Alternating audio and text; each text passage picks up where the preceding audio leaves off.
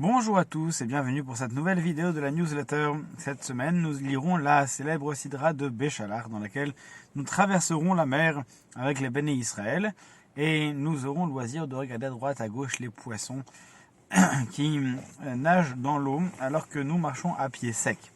Mais cette semaine, ça n'est pas que des moments joyeux puisque c'est également le passage de Mara. Les Béné Israël sont au proie de doutes, en proie de leur vieux démon, peuple esclave, qui n'a pas obtenu son indépendance, en tout cas un minima sur le plan intellectuel et spirituel, puisqu'il se pose encore des questions, même si il a vécu des moments incroyables, même s'il a vécu, et que le Midrash nous dit qu'une servante a vu, lors de la traversée de la mer, plus que les plus grands prophètes ont pu voir, malgré tout, c'est encore fragile. Et il y a cet épisode de Mara, dans lequel ils arrivent dans un endroit où l'eau est amère, l'eau n'est pas potable, et ils se plaignent comment allons-nous faire. Finalement, Dieu intervient, l'eau est adoucie, ils peuvent boire, et puis ils comprennent, ils apprennent de leurs leçons, et ils se dirigent vers une autre ville. Ils se dirigent vers une autre ville, et dans cette ville-là, on nous dit que il y avait dans cette ville 12 Einot Maïm. Il y avait donc 12 sources d'eau et 70 dattiers.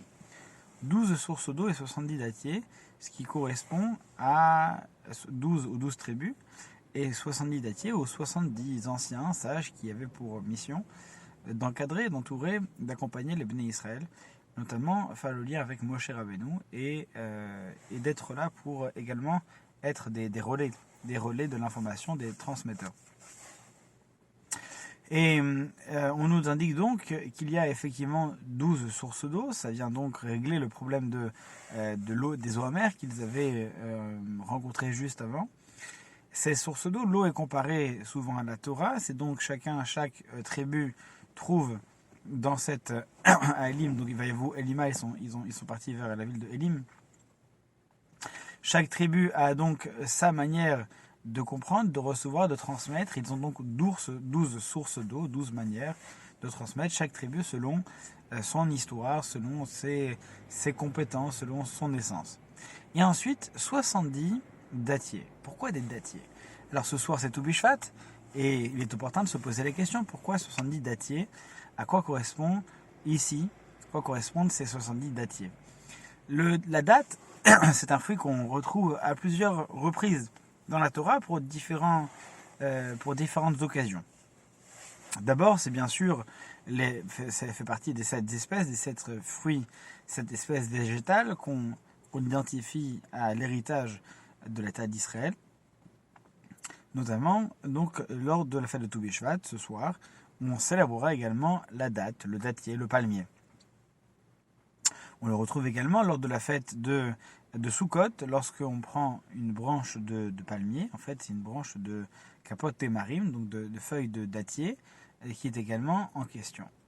Et on a également fait l'éloge du dattier en le comparant au tzaddik, à l'homme juste. Là il s'agit des 70 sages, des 70 anciens, alors il leur faut un exemple, il leur faut des dattiers. Quelle est la symbolique du dattier? Eh bien, c'est un équilibre entre robustesse et flexibilité. Qui dit flexibilité ne dit pas forcément d'être rigoriste pour autant. Cela vient d'un passouk, d'un verset des Teilim, Tzadik Katamar Ifrach, Ke'erez Balevana Nizge. Que le tzaddik, l'homme juste, eh bien, il fleurit comme le dattier, et il se tient comme le cèdre au Liban. Le cèdre, c'est l'arbre millénaire, c'est l'arbre qui impose, qui est gigantesque, qui est célèbre pour sa robustesse. Mais le palmier, c'est lui au contraire, le dattier, c'est celui qui se plie sous le vent, qui se plie et qui sait résister au vent le plus important parce que il sait savoir se plier lorsqu'il le faut. Et donc on a dans la symbolique du dattier, d'une part, la nécessité d'être robuste, d'être solide, tel un roc, Et d'autre part, la nécessité également de pouvoir continuer d'influencer, pour pouvoir continuer d'être inspirant, cette flexibilité qui doit nous caractériser. Du reste, effectivement, le dattier est un exemple dans la fête de Sukkot parce que le tzaddik doit être comme le dattier, c'est-à-dire que ne pas pousser de manière,